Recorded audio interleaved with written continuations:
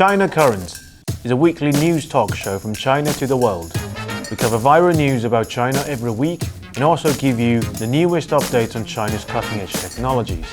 Let's get started. Welcome to China Currents, your weekly news report on what's happening in China. I'm Lisa. In this episode, the United States and Japan are trying to form a new NATO in Asia, and the Chinese and Russian militaries responded with strength. Taiwan spent $740 million to buy American arms, but the US neither delivered weapons nor refunded the money. China criticized the US for intimidating the World Anti-Doping Agency during the Paris Olympics. Italian Prime Minister visited China and expressed regret for withdrawing from the Belt and Road Initiative. Let's start with the new threat the United States poses to world peace. On the 28th of July, US and Japanese defense and foreign ministers held a Security Consultative Committee in Tokyo, the so-called 2+2 ministerial meeting. They were aimed to establish a new NATO-like alliance in Asia, and China and Russia responded with demonstrations of strength. The US Secretary of Defense announced the establishment of a joint force headquarters for US troops in Japan, intending to cooperate with Japan to unify the command of Japanese Army, Navy, and Air Forces. Before this decision, the US command in Japan was primarily administrative. Now it has been strengthened to a headquarters of joint forces for full-scale operation, capable of planning large-scale military operations with Japan. In addition, Japan provides bases for the US military power deployment in Asia, housing approximately 54,000 US troops, hundreds of aircraft, and the only forward-deployed US aircraft carrier strike group, along with enhanced missile production authorized by the US to support Ukraine. In the joint statement issued after the talks, the US and Japanese ministers said China's foreign policy seeks to reshape the international order for its own benefit at the expense of others, which puzzled many Chinese netizens. China served a significant role in ending division in Palestine by promoting the signing of the Beijing Declaration and boosting peace talks between Russia and Ukraine during the Ukraine's foreign minister's visit to China. Even Agence France-Presse called the accusations against China a verbal attack. On the same day, the US and Japan conducted military exercise in Okinawa with 12,000 troops participating. The exercise involved 10 Osprey transport aircraft, which are notorious for their frequent accidents and raised significant concerns among residents living nearby. Since its operation started in 2007, there has been 70 deaths related to V-22 Osprey, with the most recent being in November 2023 when Osprey crashed near Yakushima Island and resulted in 8 fatalities. According to local media, the Okinawa Times, the day before the joint military exercise began, a large number of Japanese citizens held a protest rally at the gate of the military base. The US Secretary of Defense also emphasized the concept of extended deterrence, that is to deploy nuclear weapons to East Asia, and pointing out America's commitment to protect Japan.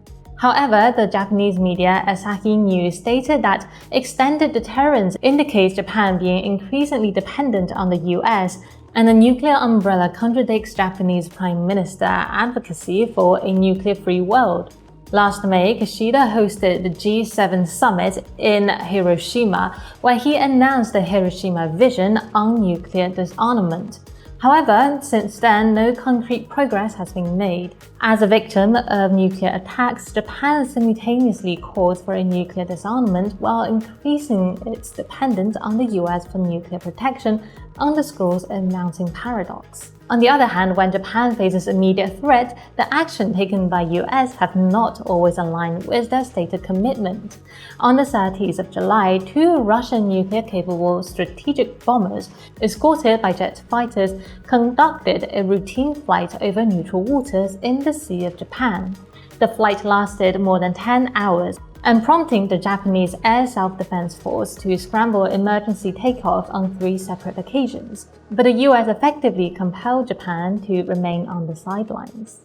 As the US-Japan ministerial meeting was taking place, China's newest aircraft carrier, the Fujian, completed its third sea trial. The trial involved training for carrier-based aircraft operations, fleet air defense and sea control projects, as well as testing the data link system.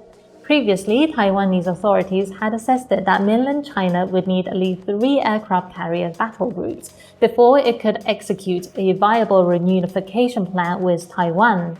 These carrier groups would be deployed in multiple directions around Taiwan to perform tasks like blockades, isolating the island, or launch military strikes while also preventing US intervention from different angles. The Fujian represents China's third such aircraft carrier. While the mainland China Navy may well be ready, Taiwan clearly is not, and much of this is due to US unfulfilled commitments. On the 31st of July, Taiwan authorities revealed that as of the end of last year, $714 million in contract termination reserves remain stuck in the US and unable to be retrieved. This reserve fund is a standard requirement mandated by the US during the process of military procurement project, set aside to recover any losses if the contract is terminated early. Any remaining balance is typically refunded to the buyer at the end of the project. The US regulations allows a federally licensed bank approved by the Office of the Comptroller of the Currency to provide the procurement party with a letter of credit instead of a contract terminating reserve. However, at the end of last year, the US still refused to offer a license to any bank in Taiwan, citing the need for further evaluation by its agencies due to policy adjustments. According to Taiwan's United Daily News, several US military procurement projects have experienced ongoing delays. For instance, Taiwan authorities claim to procure 100 land-based Harpoon missile systems, including 400 missiles with 32 sets and 128 missiles scheduled for delivery in 2026. However, US public records show that the Pentagon only placed the order in 2023, with the project expected to be completed by March 2029. Despite Taiwan authorities being owed a large amount of money by the US, its military budget for next year is expected to reach a record high of $19.17 billion. Moving on the 30th of July, a US bipartisan group of lawmakers introduced the Restoring Confidence in the World Anti-Doping Agency Act of 2024, threatening to cut US funding for WADA. China's embassy spokesperson in Washington, Liu Pengyu, criticized the bill, saying the US keeps selling the non-existent case and holds the threat at the international organizations to degrade Chinese athletes and hinder them from participating in the Paris Olympics. This bill will give the White House Office of National Drug Control Policy permanent authority to reduce or revoke US funding for WADA. It came less than half a month after the US received a warning by WADA on the 16th of July, criticizing its use of non-compliant laws against Chinese swimmers. The New York Times also published an article titled "China Citing Tinted Burgers Cleared Swimmers in a New Doping Dispute." This once again misrepresented the facts surrounding 2 Chinese swimmers who tested positive for methanolone due to food contamination in 2022 Tokyo Olympics. According to the relevant provisions of the anti-doping rules and the World Anti-Doping Code, the athletes were without fault or negligence in this case and decided not to pursue doping violation charges against them. The handling of the case was promptly communicated to WADA and the International Swimming Federation, both of which acknowledged and accepted the decision. In addition, WADA said it would take the US Anti-Doping Agency to the Independent Compliance Review Committee, a move that could deprive the US of its rights to host the 2028 Summer and 2034 Winter Olympics.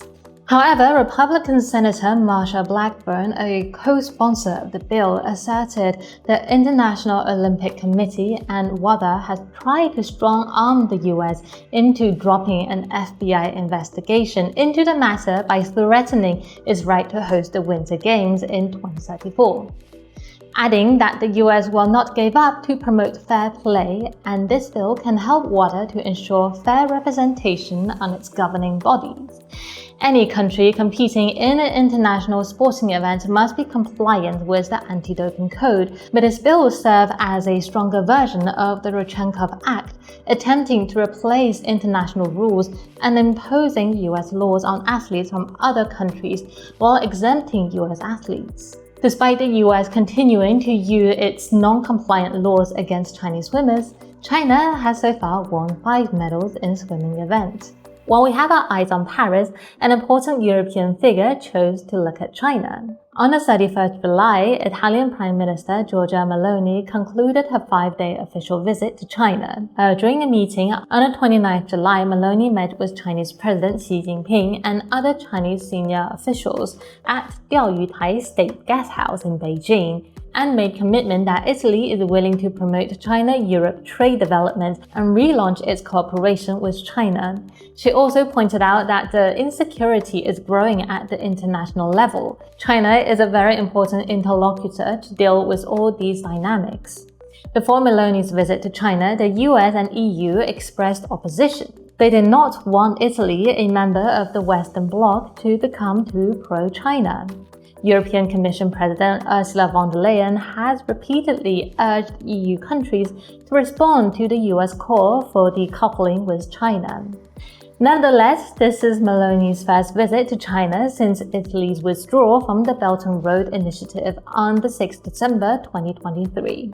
In early March of this year, the Italian National Statistic Institute revised the deficit as a percentage of GDP from 5.3% to 7.2%, with a total increase of about 39 billion euros, more than twice the average level of the 27 EU countries. In April, the figure was revised to 7.4%, making Italy top of the EU fiscal deficit list. Despite pressure from its allies, Italy expressed that it still wanted to maintain strong trade relationship with China. During the visit, Italy and China signed a 3-year action plan. This plan included agreements in areas like food safety, industry, trade, investment, education, and environmental protection. This trip was also seen as an effort by Italy to clarify any misunderstanding about its previous withdrawal and stressing the importance of economic ties with China. And that is all for today. Thank you for watching this episode of China Current. If you have any thoughts or comments about our show, please reach us at the email address below. We look forward to hearing from you and see you next time.